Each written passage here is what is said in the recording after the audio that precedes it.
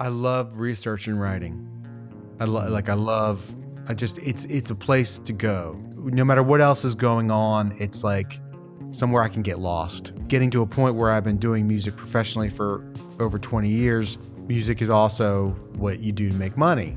And it's work, and it's glorious work. It's amazing work. But it's really great because I spent all this time working on this book, and it made me love playing music as well at the same time. Like it just this weird flow of energy from one love to another love. Adams is the son of John Adams. Abigail takes him, they walk a mile up to a mountain ridge and watch the Battle of Bunker Hill. At 8 years old, he's the eyewitness to the Battle of Bunker Hill. He goes, a few years later, he goes to France with his father. There he's educated while his father is negotiating France into the war. Then he becomes a diplomat. Washington appoints him to his first diplomatic post, and he's off and running, right? His parents raised him to be the preserver of the nation they sacrificed all to establish. In the best movie, the best book, you see a character make a turn in their life. It's how these characters, they change over time, how we all change over time. And Adams' change over time is very dramatic, and it's beautiful. What is the thing that now that you're on the other side of it, you've written the book, you've done the research, what is the thing that you come away with from this project, and how it's sort of impacted you personally and maybe impacted how you potentially see the world? Democracy's always in crisis. Yeah. Yeah.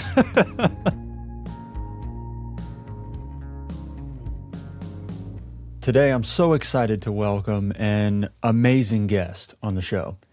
You may know Bob Crawford as the bassist for the band the Avett Brothers, where he's been touring with them for 20 years. And now he's got a new book out about John Quincy Adams. So today we're going to talk about that intersection of music and writing history, what it was like for him to write his first history book, and sort of what he's learned about himself in the process. We're also going to dive into what made John Quincy Adams so worthy of a new book, why Bob decided to write the book that he hoped would be the beach read for so many people. We're going to talk about how John Quincy Adams' career in politics can sort of be reflected in today's politics, and why it's so important to keep going back to history and trying to educate ourselves about American history and trying to understand who we are and where we come from. This was such a fantastic conversation, and I'm so thankful to Bob for coming on the show. So without any further ado, let's hop into the conversation with Bob Crawford. Bob Crawford, thank you so much for coming on the show. Josh, it's an honor to be invited. Well, I brought you on because you've got a book coming out here soon about John Quincy Adams. Now, many folks may know you from the Avett Brothers, but this is a little bit of a different thing, and it's very exciting. So tell me a little bit about this relationship with touring and music, and then now getting into history, and how did all that happen? And so, yeah, okay.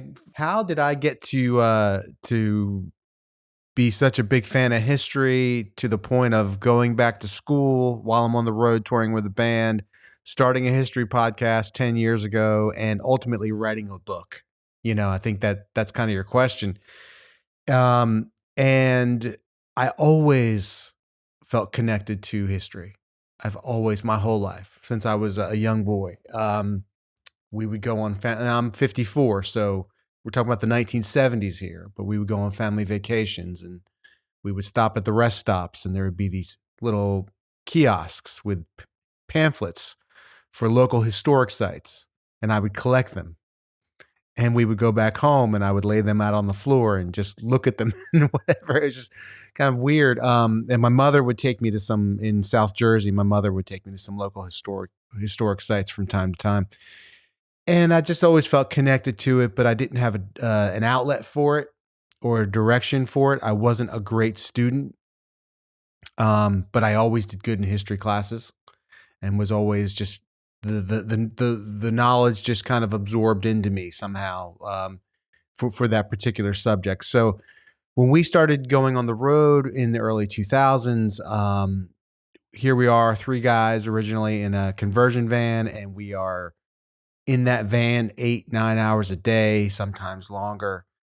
And we talked a little bit. We didn't listen to a lot of music, ironically, which is kind of funny driving around. But we did a lot of talking, and I started to read. It was like around, we're talking about like 2003 and four, and it was a period of American history that was very, like always, in crisis. We were involved in these wars in Iraq and Afghanistan, and horrible things were coming out about, what was happening in Abu Ghraib, which was like this prison in Iraq where American soldiers had been just like taking horrible photos of these prisoners and really just kind of abusing them. And I remember reaching this moment where I was like, well, gee, how do we get here?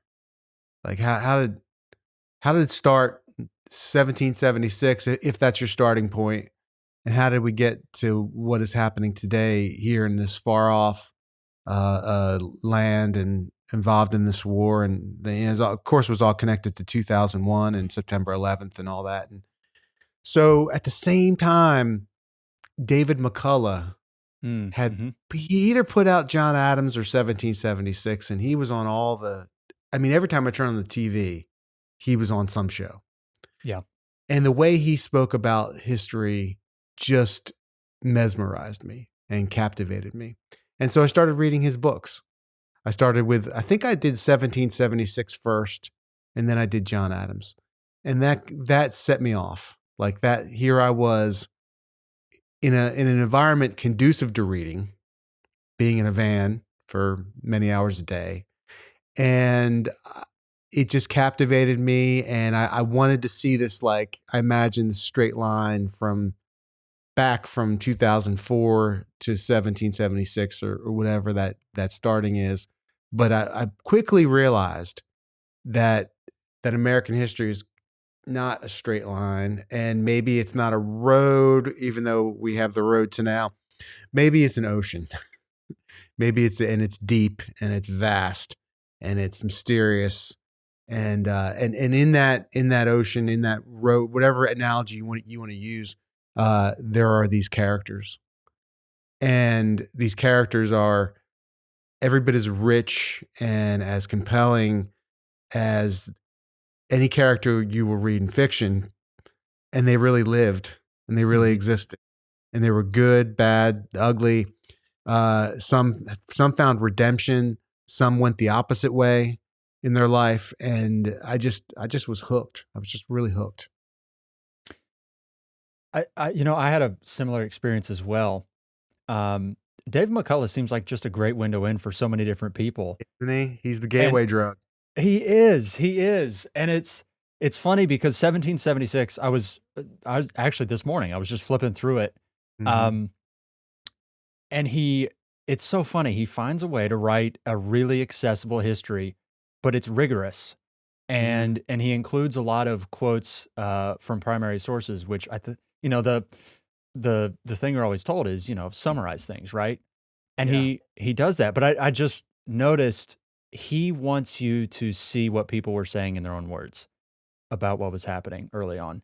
And in that way, he tended to humanize a lot of these people that he's writing about. And that was just like this morning. I was like, man, he does such a good job of three-dimensionalizing some of these people that as time moves on, right, they get very two-dimensional. They turn into whatever you want them to be. So yeah, the history's funny like that, especially American history.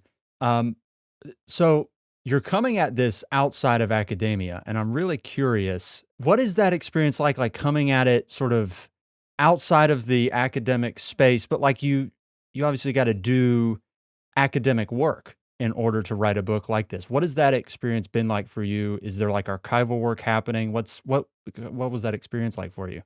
Yeah. So just to be clear on this, my historiography learning, like, right, my master, I got my master's. I went to Arizona State online, and I started in like 2018. I finished in 2020. And so that was my, like, I did ultimately go through, the academia, but I come at this, like you said earlier about McCullough, and trying to make something accessible. Mm-hmm.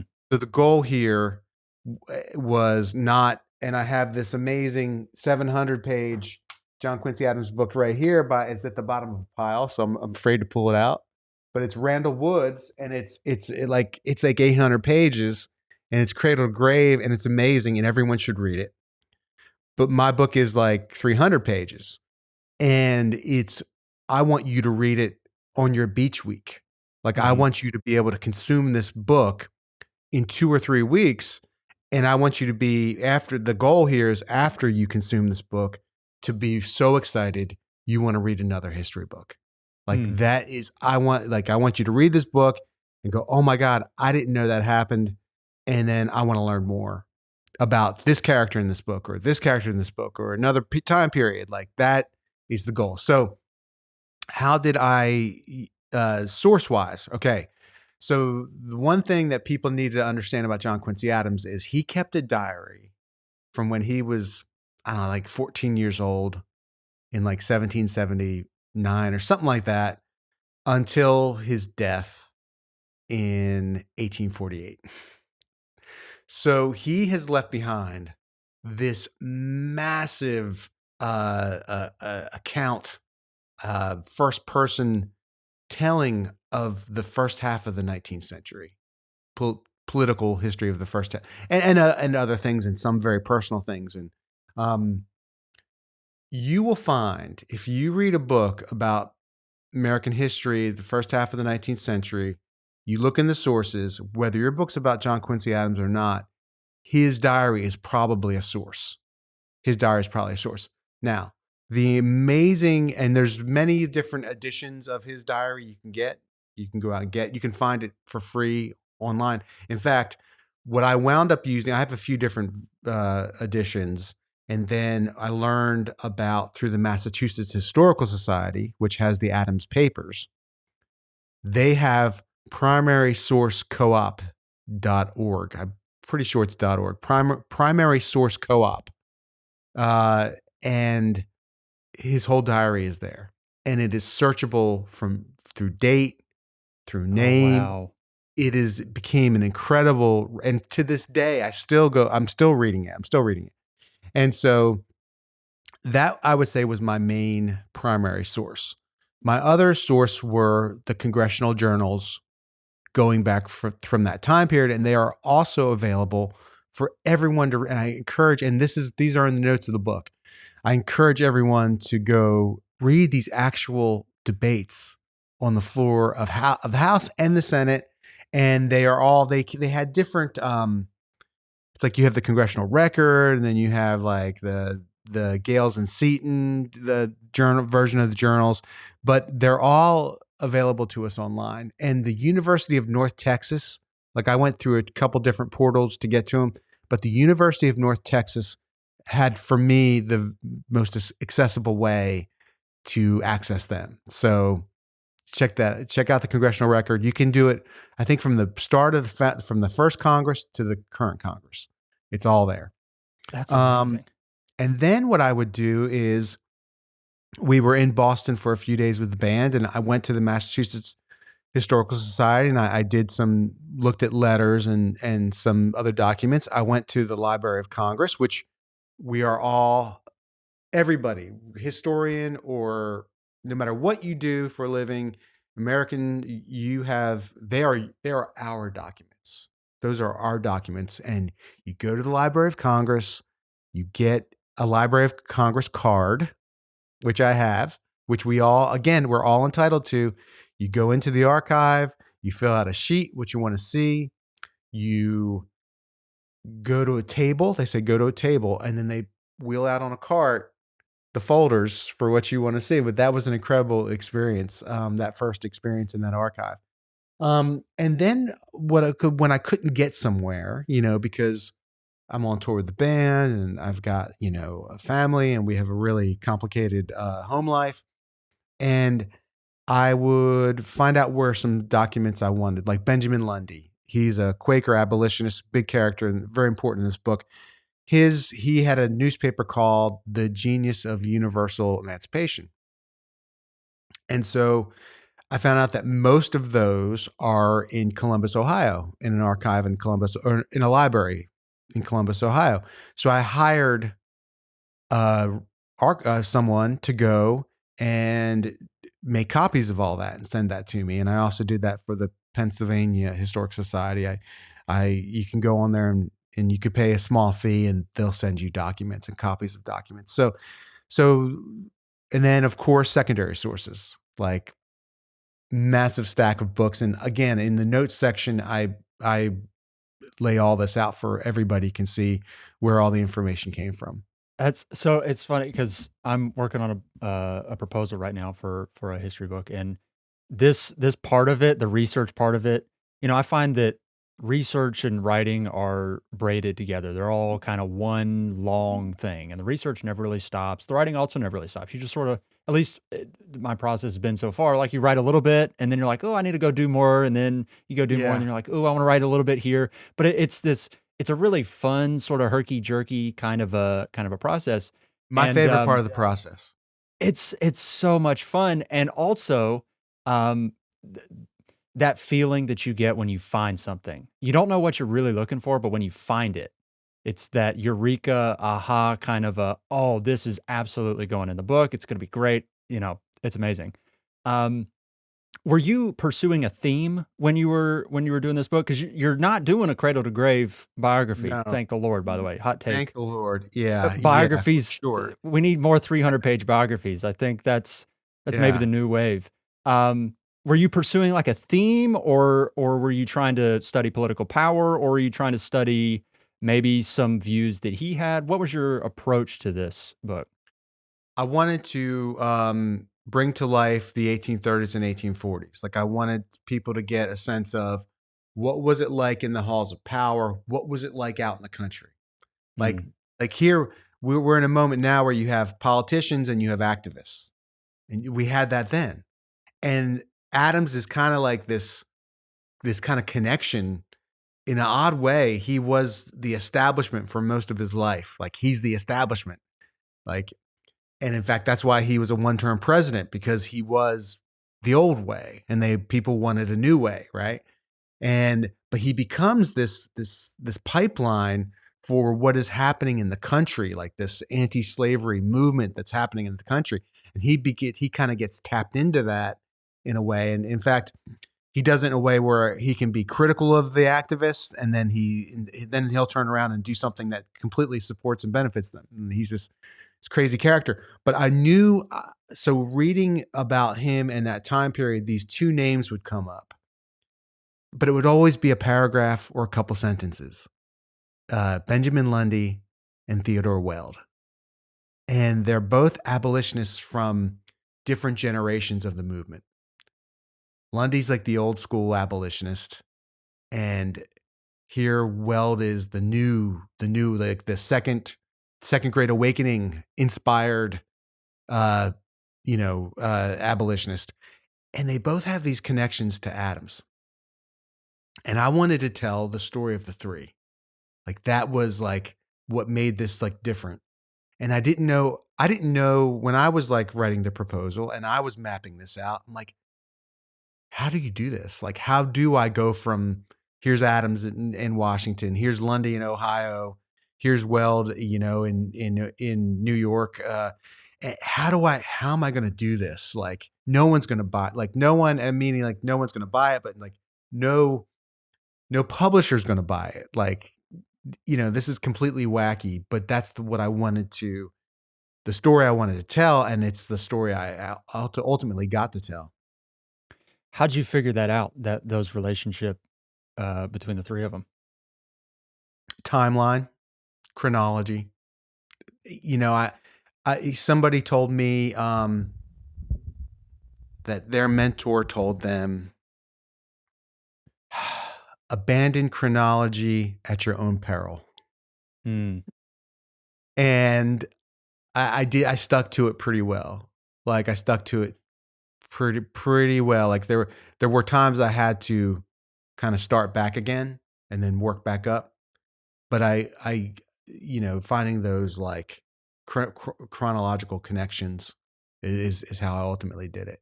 And then you realize, like, when you're going through the editing process, like someone will say, "Well, what happened to Lundy? Where'd he go?" I'm reading this thing, and you haven't talked about him in a while, and so then you have to go and find, like, okay, where was he at this moment? How can I bring him back in for a minute to remind everybody he's here?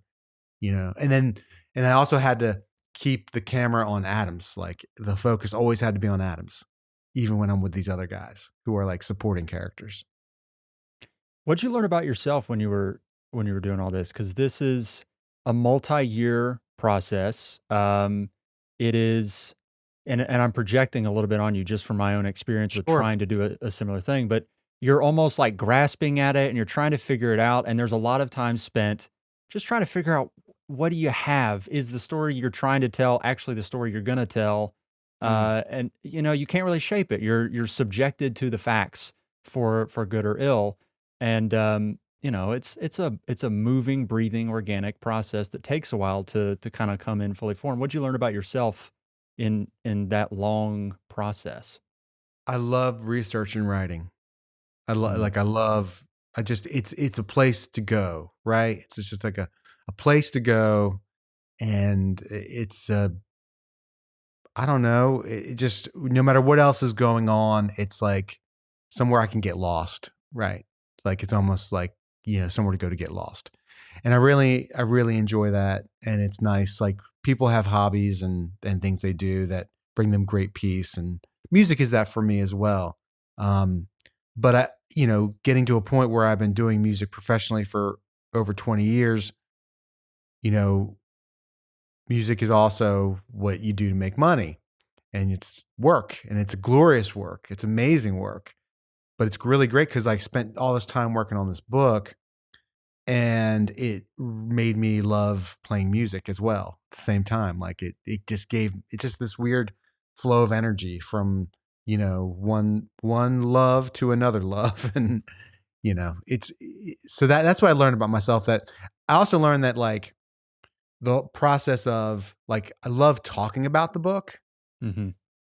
I don't love the idea of sitting down with a group of people who have paid me to do the book, and then and then mapping out how to sell the book. Like, I don't like it. And this is all parallels what we do with records, with albums. Like, the part, and everybody, like, thankfully, like, everybody I've worked with on this book, on every side of it, has been amazing, and they're all very excited about it, and there's a lot of enthusiasm, and so that makes it easier. But just the idea of, like, trying to convince people to buy your thing, like, Right.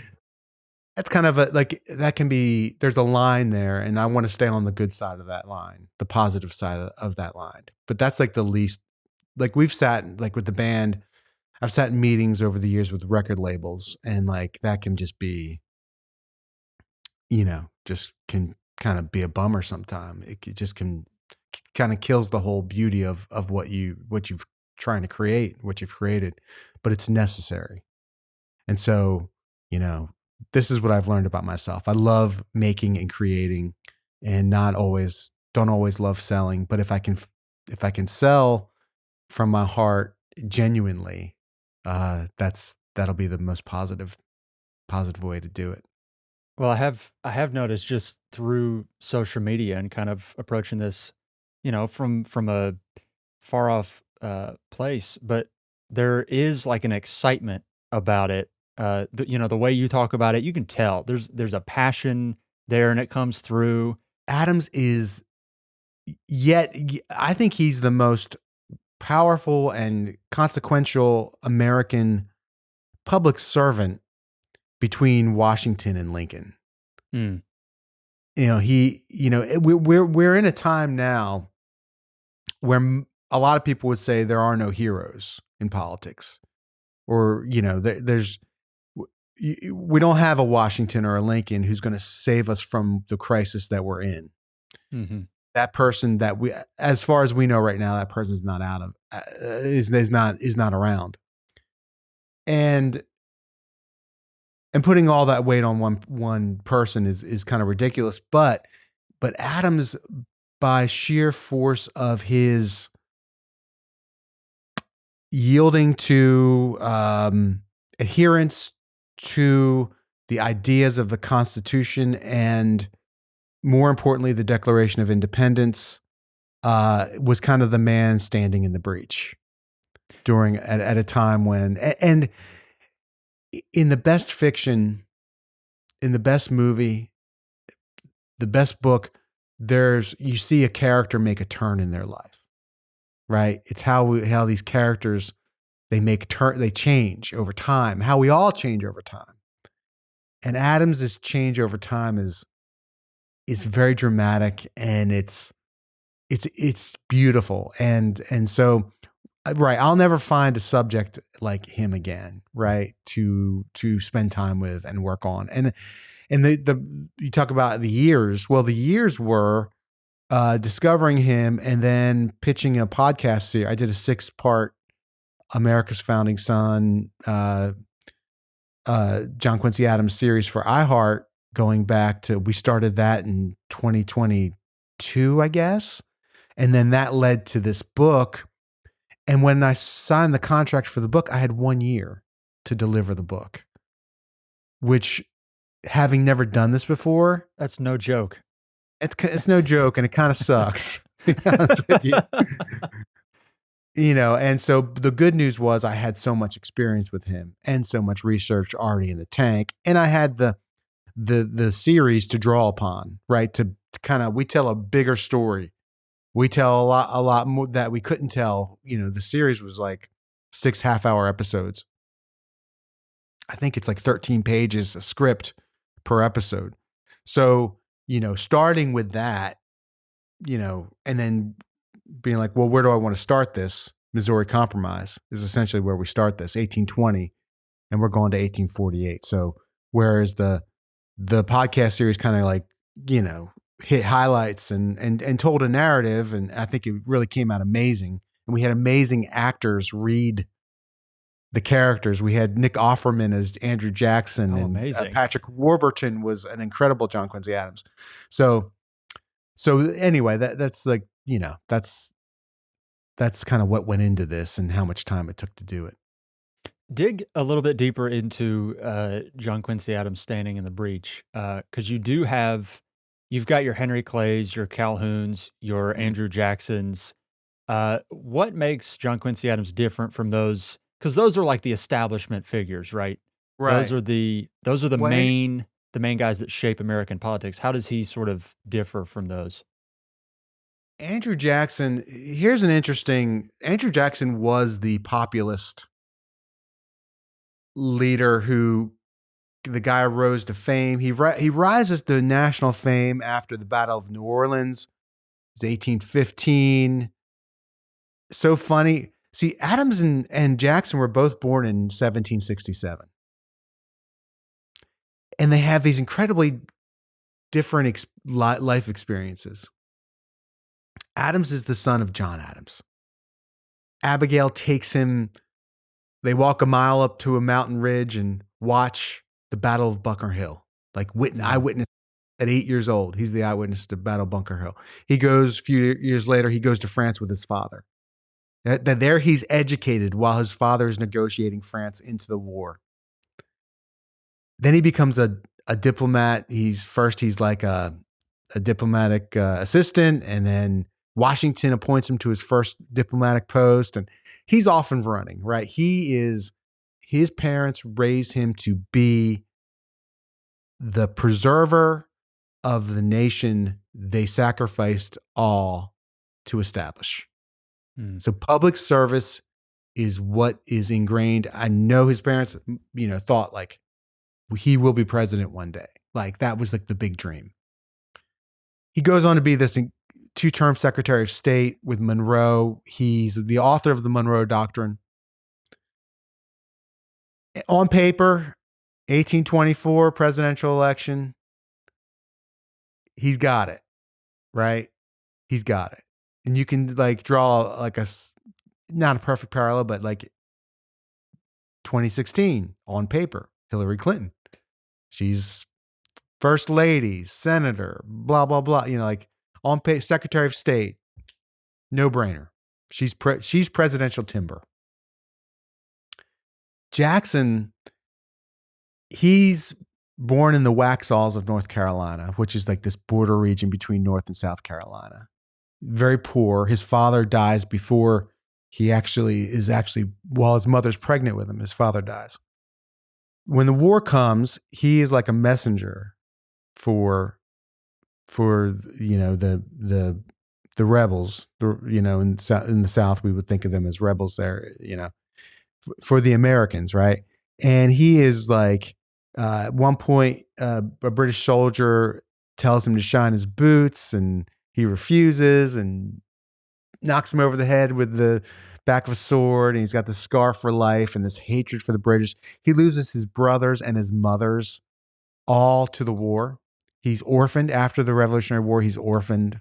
He gets his law degree in Salisbury, North Carolina. He's wild. He's a wild man. He goes out west, goes to Tennessee, makes his money, becomes a slaveholder, and all this stuff. Ultimately goes into the what we would think of as the National Guard, the militia in Tennessee, and he becomes the hero of the Battle of New Orleans, and he's a folk hero.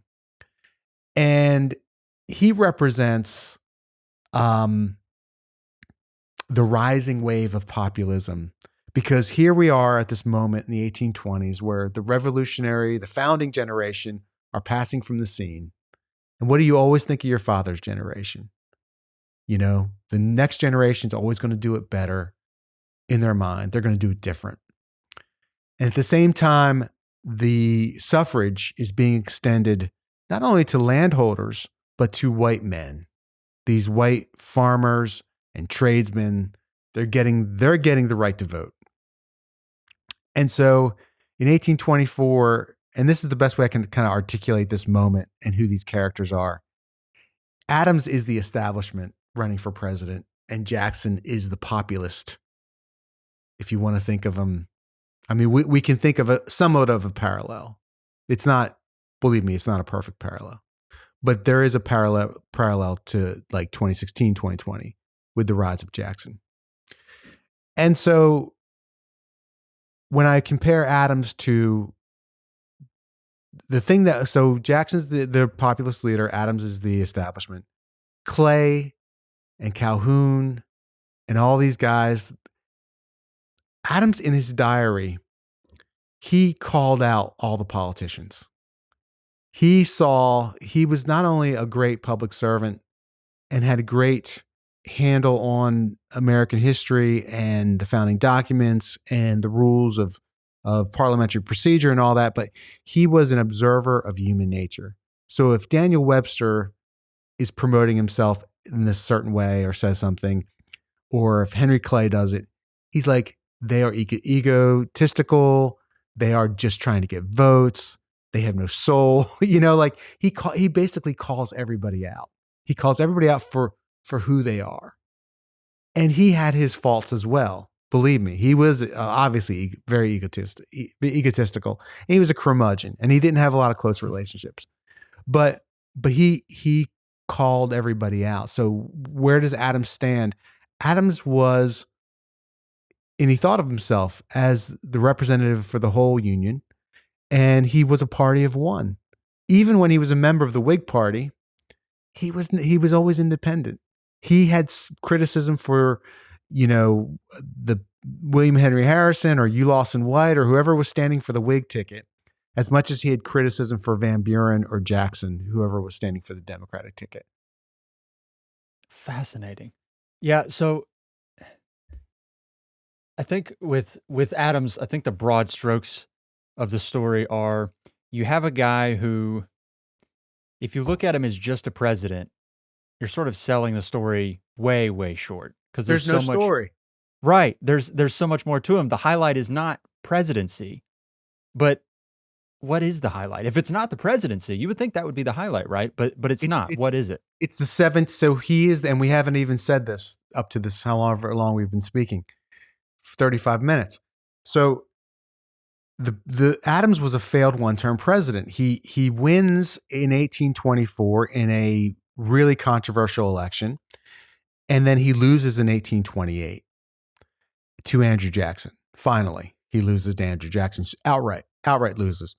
And he goes from there, he goes into Congress. He's the only president to go into Congress after his presidency. And there he serves for 18 years before he dies. And it's his time in Congress that I think his legacy is cemented as being the man standing in the breach. Because it's in Congress that he slowly he becomes anti-slavery, staunchly anti-slavery, but he comes to it through being a defender of freedom of speech. That's how he becomes this anti-slavery activist, is because the Southern slaveholders in Congress and their Northern allies passed what is known as the gag rule. And the gag rule meant that you couldn't mention slavery on the floor of the House. You weren't allowed to do it. And this is at a time when all these abolitionists and people were sending petitions. So the First Amendment, one of the clauses is you can petition your government for a redress of grievances. And in the 19th century, that was like literally, like there was time set aside in the House calendar and the Senate calendar where congressmen and senators would read petitions from their constituents. And then they would decide what to do with them. Would you table it, which means just kind of goes away? Would you send it to a committee? Would you act on it? Would you print it and publish it? And so, but anti-slavery petitions as of 1836, May of 1836, were no longer allowed to be acknowledged at all. And that kind of like was the switch for Adams, because he's like, well, you're talking about freedom to petition. What happens next to freedom of religion, freedom of the press, freedom to peaceably assemble? Like what, now you are damning the Constitution of the United States, the First Amendment, on behalf of slavery, in defense of. You are weaponizing the Constitution against the people. And that's essentially what was happening. And that's part of why this story is so relevant. I think when we think about John Quincy Adams collectively, we think about him as being unbelievably intelligent. It's famous now. You can go back and read the letters he's writing to his father, where he's talking about the schoolwork that he's doing. I think it's when they're in France. And the stuff he's doing is just unbelievable. And you're not going to find any other 8, 9, 10, 11-year-olds, however old he was when he wrote the letters, doing the stuff he's doing. Like, he's just fabulously intelligent. How does that sort of shape his political career, but also his convictions, and sort of how he comes to arrive at a lot of these convictions? Annoyingly intelligent, right? Imagine knowing someone like him. Like, we've all known someone like this person. And how do those people who are gifted that way, how do they interact with others? Like, it's hard for them. It's hard for them, right? Yeah. So the thing with Adams is that he had what we would say, my dad would say, that person's got book smarts, but they don't have street smarts. Yeah. And that's Adams as president. Like, he can't connect with the American people because he doesn't know how to connect with people. And so he's quoting Cicero and Tacitus, and it's like you're a farmer in Virginia, or a farmer out in Tennessee or something, and like that doesn't Kentucky. How do you connect with that guy? You don't connect with that guy. But that common man Jackson, who's rough, old hickory. Yep. Now that's a guy who gets me. And so Adams didn't get the American people, and while he was president, and it took him a while, but eventually he gets there. Eventually he connects. But that is the biggest thing about him. Was he says this thing in his first annual message to Congress, which we would think of that as the when the president speaks in front of the State of the Union, Yep. right?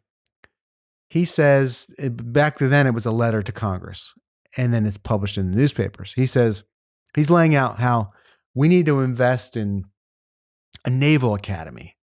We need to invest in universities, in scientific technology, in lighthouses of the sky, which are telescopes. We need to build roads, federally funded roads and bridges, infrastructure. He says, we can't be palsied by the will of our constituents into not doing this. What does that mean? Well, he essentially says, congressmen, senators, your people don't want to spend the tax dollars on this, but they don't know what's best for them. We can't let them hold us back. We're in competition with Europe. And that palsied by the will of our constituents was basically him saying, basket of deplorables. And it had the same effect. It was tone deaf, right? Mm-hmm. And Andrew Jackson, who's just lost 1824 election, picks right up on it. And Jackson's supporters pick right up on it. And it becomes the rallying cry. Like, Adams, he doesn't get it. You don't need a professor as president. We don't need a professor. We need a strong man, to be president. So it there's a moment when Thomas Jefferson does the Louisiana Purchase, and strictly speaking, at the time, it's not something you're like technically allowed to do. Like, it's a gray area. It's like, can I even do this? And the thing that he uses as a justification, essentially, is he says, I'm doing it for the nation's good. They don't really know how good this is going to be for them. Right. Whether or not I can technically, I promise you, this is going to be great. In fact, Abraham Lincoln, I was reading a book by John Meacham, and he basically says when Abraham Lincoln suspends the writ of habeas corpus in 1861, he's thinking a very similar thing. It's for the nation's good. It's for your good. It'll be just fine. And it's so fascinating to find that with Adams, because that seems to be a thing that when you're reading about presidents, there are moments where maybe it's a big thing or a very small thing, but there are moments where they go, this is for your good, whether you know it or not, whether it's strictly within the realm of what's possible or not. Is that symptomatic, I guess, of how he tends to approach politics? Like, I just need to do things for the good of the people. And it's, is there a time when maybe he is doing things for the good of the people and maybe they come to recognize it? Or is he not really appreciated in that way until maybe after he passes away? He is appreciated. He is, the deeper he dives into the anti-slavery fight, and he was never an abolitionist, but he becomes a fellow traveler with the abolitionists. At the same time, he's being very critical of them. He was definitely a man alone, but then he had a couple of victories against the forces of slavery, and that's when he becomes beloved and appreciated by his people. So he experiences it in his lifetime. It comes late, but he gets that victory lap. When he later in his life, and this is part of that great turn he makes in his life, but later in his life, he becomes very appreciated for fighting against slavery, for taking a stand against slavery.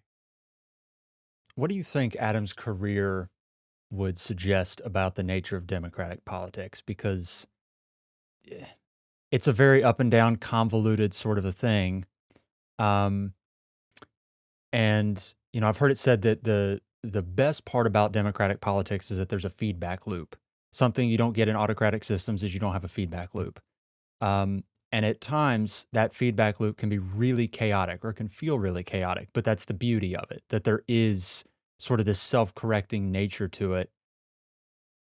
Is there a way to sort of read into his career and come away thinking certain things about the nature of democratic politics and how they work? Adams knew that men are corrupted. He recognized that. He recognized that, as much of a defender of the Constitution as he was, one of the things that he writes about, so he'll write about against slavery in his diary, a long time before he begins to speak out again about it. And so he's predicting the Civil War in 1820 in his diary to himself. And he knows that politics is a very corruptible kind of a thing, but the ideals, like it's like the Declaration of Independence kind of comes up in this book repeatedly, and it was actually used by those who were against slavery. It was like held up by them as well. And so it's just funny because Adams grows to hate Jefferson. Like he grows to be a great critic of Thomas Jefferson, but yet he always holds up the Declaration of Independence. And so what he knew about politics was people are corruptible, and are greedy and are out for themselves, but we need to stick to these ideals. We need to hold these ideals sacred.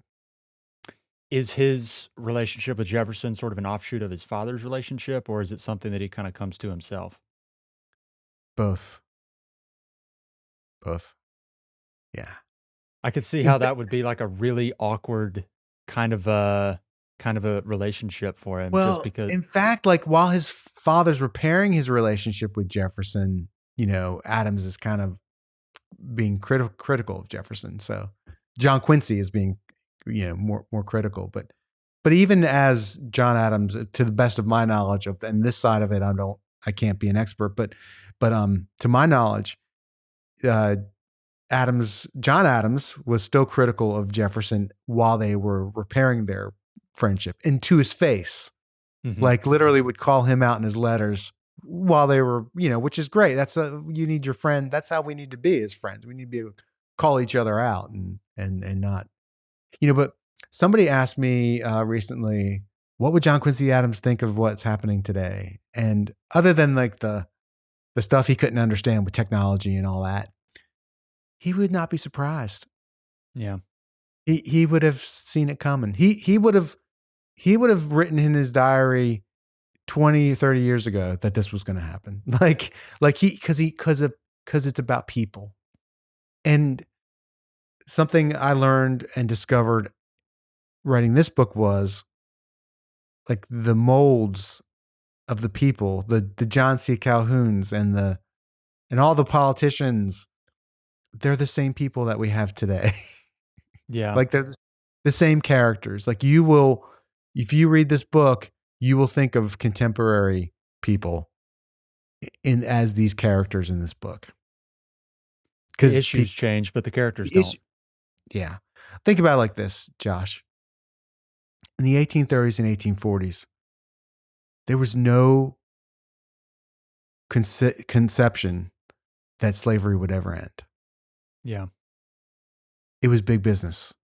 It was big business, and it was deeply entrenched in Washington, and it was deeply entrenched in the manufacturers of the North, and of course in the South. And there was no way out. You could not think your way out of like, well, how's this going to end? And there are things like that we experience today, and we have no conception of how the history could turn. Adams in some ways saw his own times clearest by seeing the Civil War coming, decades ahead of time, repeatedly seeing it and commenting, this is the only way this ends. But we can't conceive for ourselves. So Adams would be here, and he would not be surprised by Trump. He would not be surprised by the party system. He would not be surprised by Epstein files, or none of it would surprise him. None of it would surprise him. He would be aghast by it, but he would not be surprised by it. He strikes me, the more you're talking about him, he strikes me as somewhat of a political moderate in some ways. And yet he is, I think, remembered in a lot of ways as a defender of abolition, even though, like you said, he would push back against some of the more radical abolitionists. What What's his approach to slavery? I think in a vacuum, if you were to kind of characterize it in a vacuum sort of a way, what is his approach to slavery and He his legacy? aborted. He aborted. Like he he claims it was never in his family. I'll point out in the book where that's not 100% true. Um, he he was reconciled to it, like when he was a diplomat and Secretary of State.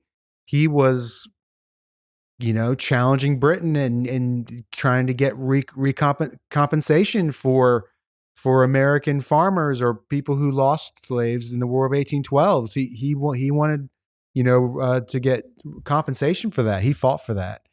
But there are times when he'll argue with Quakers and he'll say, "Oh, well, slavery isn't that bad on the slave. Like they're not treated that bad." Like there's a lot of like he couldn't conceive blacks and whites living together. Very few could. Yeah. Even a lot of abolitionists couldn't conceive that. But some could. So he's not perfect, right? He's flawed, and he's also a creature of his times. But he was reconciled to slavery was embedded in the Constitution, and that Congress had no right to interfere with slavery in the states where it exists. And he gets to a point where he rethinks that, and that's an important part of the book. But it's the 3/5 compromise, which he thought was a terrible bargain. He wouldn't make that bargain again if it was up to him, but that bargain was made, and that bargain needed to be honored until a time which it couldn't. And eventually he gets to the point where slavery's got to end. But it's a road. It's a road. So the book is America's founding son. Obviously, he is sort of that second generation of the founding era. What would be, if you were to put it in like a sentence, what is the thing that now that you're on the other side of it, you've written the book, you've done the research, it's an evergreen process, but you've done the work. What is the thing that you come away with from this project, and how it's sort of impacted you personally, and maybe impacted how you potentially see the world? Democracy is always in crisis. Yeah. Yeah. And we are the same people. We are the same people. Like you and I don't know how many miles away we are. But here we are, like we're in the same room. We're talking to each other in the same room. And this will be shared with thousands of people. And, that is a technological advance that could not have been conceived in 1830 and 1840. However, the human heart has not changed a bit. Not one iota has the human heart and a human being's capability to do great good or great evil. It's still the same as it ever was, as David Byrne would say, Talking Heads would say. So we some things change, some things never change, and people do not change, have not changed. The book comes out, if I've got my dates right, it's March 10th. That's comes correct. Out. Very excited about it. Thank you so much for coming on the show and teaching us a little bit about John Quincy Adams, about the 1830s and 40s. It's one of my favorite periods in American history. So thank you so much for coming on. Thank you, Josh. And I love what you do, and best of luck with your book. America's Founding Son comes out March 10th. So go pre-order a copy if you haven't already. I'll have a link below where you can do that. And while you're there, hit the subscribe button if you're watching this and you're not subscribed, or if you're listening on audio, leave a rating and a review wherever you're listening. It helps so much with the podcast algorithms, whatever the heck they are, but it helps. Thanks so much for hanging out, for listening, for supporting the show and telling a friend about it. It really does mean the world to me. And I'll see you again very, very soon in the next episode.